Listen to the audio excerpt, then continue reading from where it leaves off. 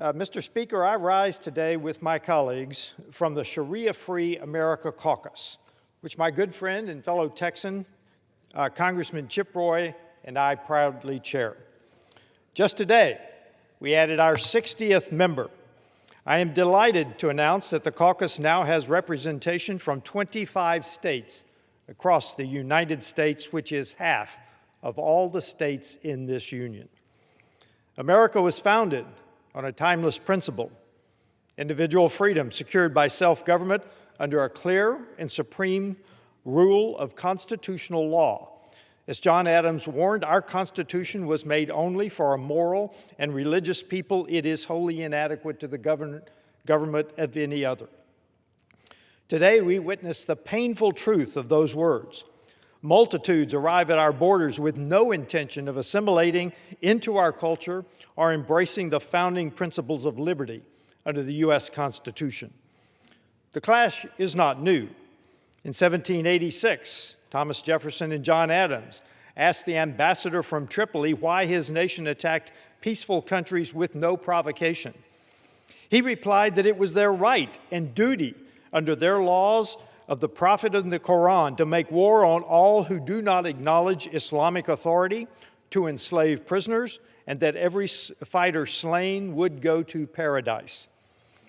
This was then and remains today a stark contrast of civilizations, one rooted in submission and domination, the other in individual liberty under constitutional law. Sharia poses a unique and profound danger. It is far more than a personal faith.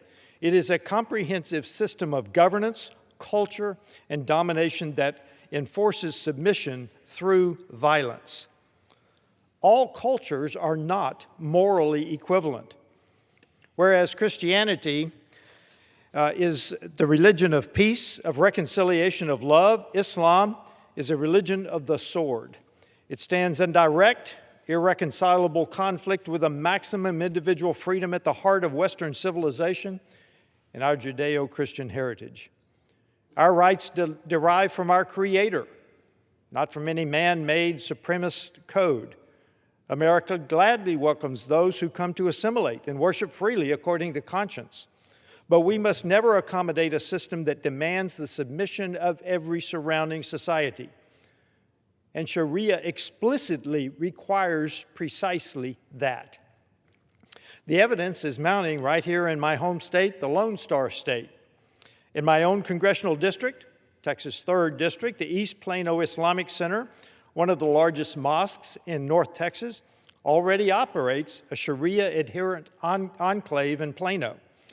This is not merely a house of worship. It serves as the foundation for something far more troubling.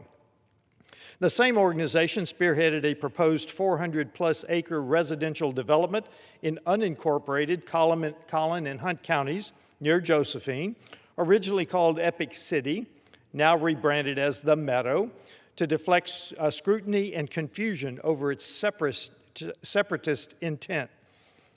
Marketed as a Muslim-centric community, it was designed around Sharia-adherent living. Over 1,000 homes, a new mosque, a K-12 school, and other facilities tailored to enforce submission rather than assimilation. Both the existing Epic Enclave and this affiliated project are abominations that threaten American principles of equality, individual liberty, and the rule of law.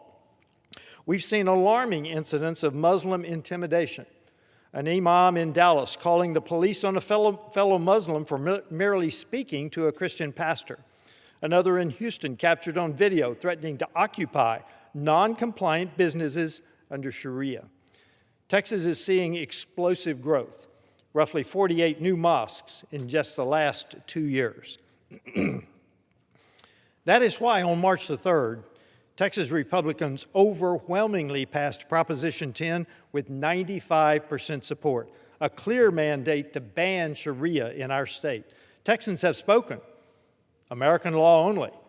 No foreign ideology should make Americans feel like foreigners in their own country. Texas stands as ground zero in this fight, yet this is not just a Texas issue. Sharia's influence is advancing from Arizona to Minnesota, Alabama, Florida, and beyond. No state is immune. That's why our caucus has surged to 60 members across 25 states, bolstered by strong Senate support from figures like Senator Tuberville. As I've said repeatedly, Sharia has no place in America. Do not Sharia our America. Defend the West. Ban Sharia. The urgency of this fight was laid bare in the opening days of March when a disturbing wave of Islamist-inspired attacks struck our soil. On March 1st in Austin, a gunman opened fire outside a downtown bar, killing 3 innocent young Americans and wounding more than a dozen others. The Islamist terrorist, a naturalized citizen from Senegal with prior arrest, wore a sweatshirt proclaiming property of Allah, an undershirt bearing an Iranian flag, and left a Quran in his vehicle. This was no isolated act. March has seen multiple incidents linked to Islamist extremism. A failed ISIS-inspired bombing attempt outside Gracie Mansion in New York City on March 7th.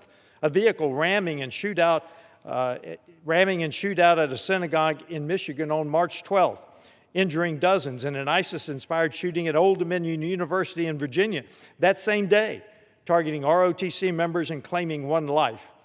These attacks, clustered in a single month, underscore a chilling reality. The enemy is inside the gate, driven by a supremacist ideology that claims divine authority over our Constitution and justifies violence against those who refuse submission.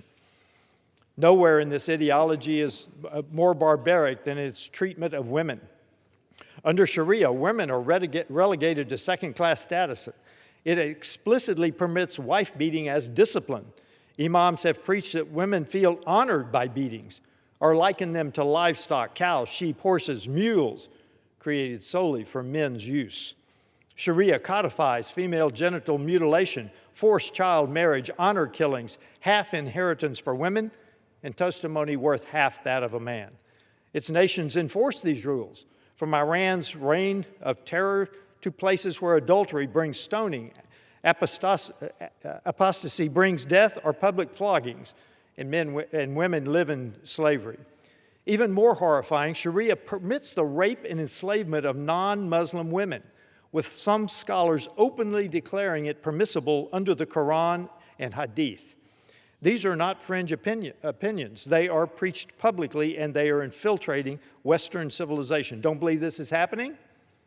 Tell that to the thousands of British teenage girls groomed, plied with alcohol, gang raped by Muslim gangs, and then arrested by police for being drunk while their rapists go free.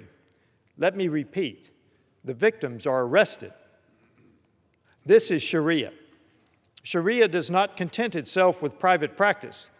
It demands eventual dominance over the host culture. Look at France and the UK, where unchecked immigration has eroded heritage, culture, and freedoms. We cannot allow that fate here in the United States. According to Islam, many non-Muslims like me are regarded as infidels, and Muslims who convert to Christianity or any other faith are labeled apostates. Both infidels and apostates are punishable by death under Islam. As Karl Popper wisely cautioned, unlimited tolerance must lead to the disappearance of tolerance.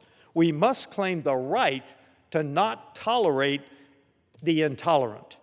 Sharia embodies that intolerance, rejecting free speech, equal rights, and constitutional supremacy. We must reject it in turn. Legislation alone cannot halt this creeping threat, but Congress has a sworn duty to act. 7 bills stand ready to ban Sharia's influence, fortify our immigration and legal systems, deport adherents who promote it, designate the Muslim Brotherhood and CAIR as terrorist organizations, strengthen vetting, advance the Pause Act to stop all immigration, and ensure no court ever considers Sharia or any foreign religious code. Mr. Speaker, the American people demand that we defend the Constitution against ideology seeking to supplant it, replace it. That's why Congressman Roy and I founded this caucus. It has grown rapidly because patriots nationwide are awakening. I urge every colleague, Republican or Democrat, who believes in American sovereignty to join the Sharia-Free America Caucus today. Let us stand firm. one nation, one constitution, one rule of law. Sharia has no place in America.